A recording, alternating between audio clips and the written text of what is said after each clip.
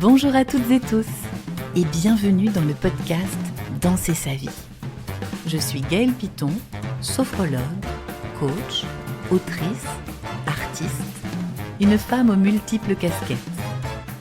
Dans ce podcast, je vous partage mes réflexions et conseils avec authenticité et liberté. J'ai également le plaisir d'accueillir des personnalités inspirantes pour vous aider, vous aussi, à danser votre vie. Vous êtes prêts ?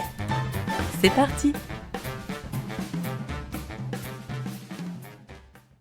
Bonjour à toutes et tous les danseurs de la vie et bienvenue dans ce nouvel épisode du podcast.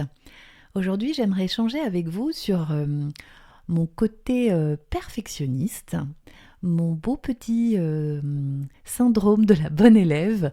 Alors, je travaille sur ces thématiques depuis très longtemps, mais c'est un chemin, vous le savez, et donc il y a encore parfois quelques résidus.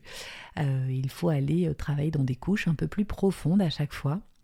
Et tout ça pour dire qu'en fait, je ne sais pas si c'est pareil pour vous, bien souvent j'ai du mal quand j'entreprends quelque chose, notamment quelque chose de nouveau, à me rappeler que c'est normal d'être débutant. Je vous donne un exemple. Par exemple, donc lorsque j'ai publié mes livres, j'ai beaucoup de mal à partager mon texte avec l'éditeur avant qu'il ne soit complètement terminé. J'ai du mal à envoyer des extraits, alors j'envoie une ossature, un plan, et puis en fait, en général, après, j'envoie la version définitive où il n'y a plus grand-chose à changer, donc les éditeurs sont contents, mais c'est vrai que j'ai du mal du coup à montrer des choses en cours. Dans le spectacle que je travaille actuellement, c'est très très difficile. Là, je suis allée en création lumière chez Philippe de Coufflet. Donc, il fallait bien montrer à ma régisseuse Candide quelques extraits voilà, du spectacle, même voir faire un filage de tout le spectacle. Pour moi, ça, c'est très difficile.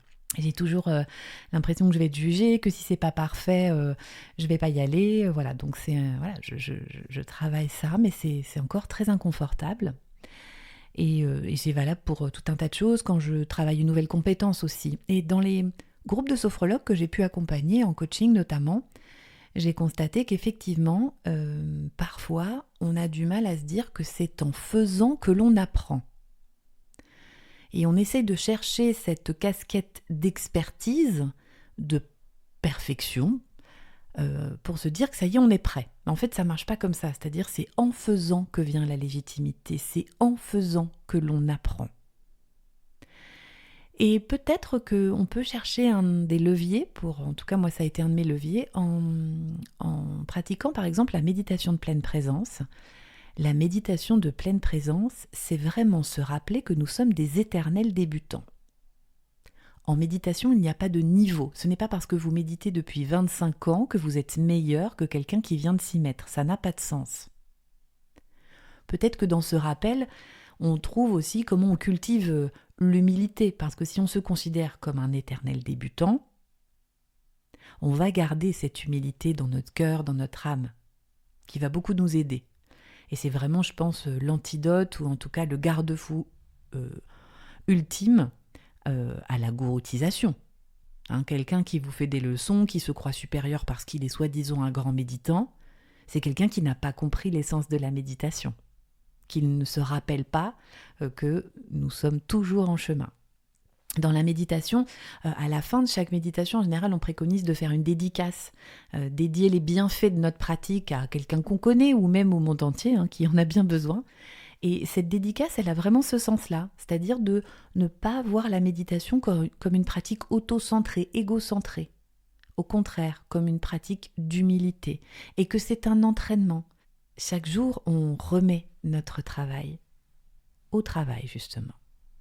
Alors c'est vrai que dans ces premières fois, il y a aussi souvent la peur qui vient pointer le bout de son nez, la peur de ne pas être assez bon, la peur d'être jugé par les autres. En tout cas, moi, c'est vraiment ça. C'est-à-dire que montrer mon texte à un éditeur, c'était s'exposer au jugement, au fait peut-être de ne pas bien faire ou de devoir changer des choses parce que c'est pas pertinent. Et puis, soyons clairs aussi, la société, elle valorise beaucoup plus le savoir-faire, pas tellement le processus d'apprentissage. Mais dans un livre, dans un spectacle ou dans une nouvelle compétence, le chemin, il est aussi important que la destination, c'est-à-dire tout ce qu'on va faire pour acquérir cette nouvelle compétence. Et ça, c'est très important. Donc j'aimerais que vous puissiez vous rappeler qu'en fait, être débutant, c'est accepter de ne jamais savoir définitivement. Je vous invite vraiment à regarder un domaine de votre vie où vous pourriez redevenir débutant et de vous en émerveiller avec beaucoup de curiosité, avec un regard neuf, un regard frais. Peut-être que vous pouvez aussi choisir cette semaine une petite première fois, même minuscule, juste pour retrouver cette fraîcheur, une activité que vous n'avez jamais tentée, à un endroit où vous n'êtes jamais allé par exemple. En tout cas, garder cette fraîcheur du débutant, ça demande beaucoup de courage et ça permet de ne pas aussi être blasé, de toujours aussi s'améliorer. Pas dans le sens de la perfection ou de la performance, mais vraiment dans le fait de devenir meilleur pour soi, meilleur pour les autres.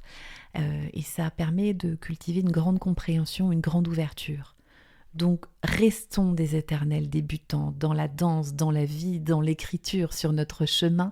C'est un peu une façon de retrouver aussi notre enfant intérieur qui est au tout début de l'apprentissage.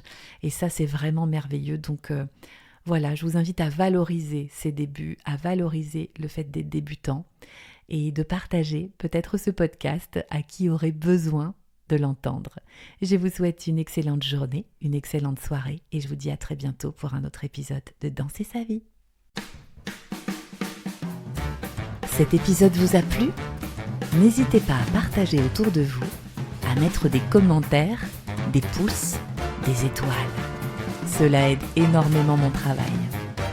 Et si vous voulez en savoir plus sur toutes mes casquettes, rendez-vous sur mon site internet www.gaelpiton.com ou sur les réseaux sociaux Facebook, Instagram, LinkedIn. J'ai hâte de continuer ces partages avec vous. À très bientôt.